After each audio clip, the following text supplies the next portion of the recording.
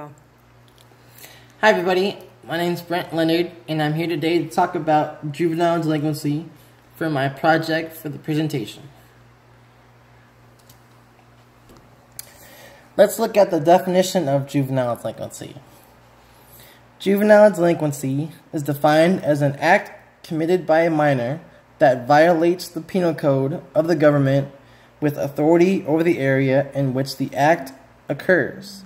This basically states that any person under the legal age of 18 who commits a crime is considered a juvenile and placed into the juvenile justice system. Now let's look at the causes of juvenile delinquency. First, we have living in high crime rate communities. Next, we have the alcohol and drugs. Next, we have poverty. Next is problems with parents. Next is gangs. And finally, abusive environments.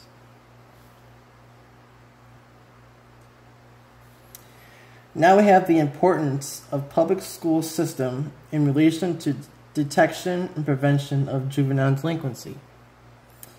First, we have the alternative schools, mentoring, parent training, drug and alcohol education, truancy prevention, community awareness, and aftercare.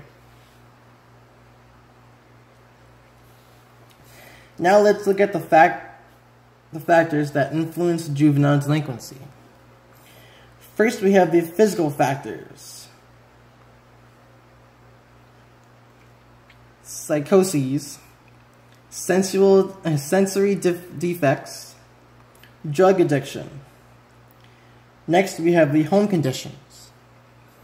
Broken homes, unsanitary conditions, poverty, and lack of parental care. Next, we have the school conditions. Unsatisfactory teachers, bad school companions with bad morals, and rigid school systems. And finally, we have neighborhoods. Lack of recreational activities, games, and unemployment. Now we have a graph showing factors influencing juvenile delinquency, some of which we just reviewed and talked about. Now let's look at the proceedings of the juvenile court system. The adjudicatory hearing is what is called the fact-finding stage of the court's proceedings. This is where a judge determines if the juvenile appearing before the court committed the act with which he or she is charged. This is the beginning of the process and usually concludes the plea of the youth, the presentation of evidence by the prosecution and by the defense, the cross-examination of the witnesses, and the judge's findings. Next, we will move into the disposition hearing, which is a split hearing, which gives the probation officer appointed to the case an opportunity to prepare a social study case against the youth. During this more relaxed phase of the process, the judge reviews the probation officer's case, looks at school attendance records, and grades and examines any family structure. And lastly, we have the juvenile, if granted, is given judicial alternatives rather than going to jail or prison.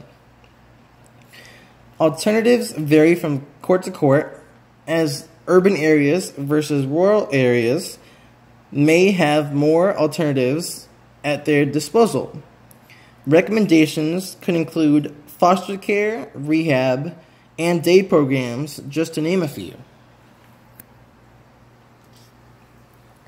Now we have a little graph here about juvenile court proceedings that we had just explained about, but in a more in-depth area.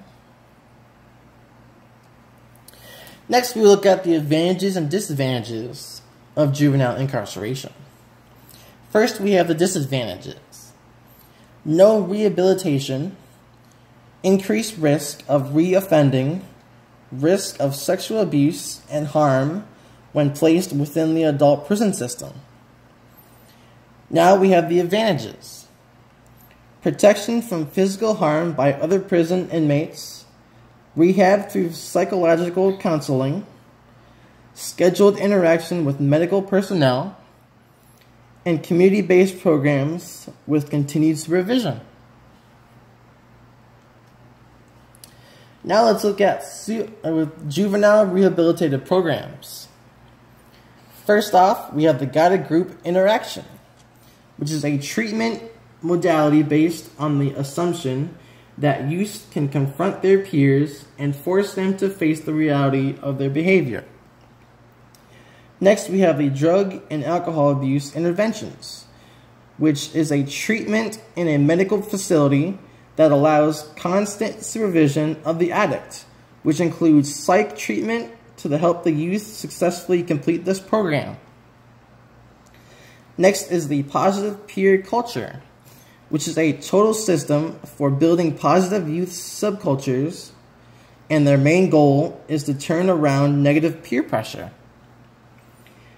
Next, we have local Collier and Lee County programs that there has been involved with.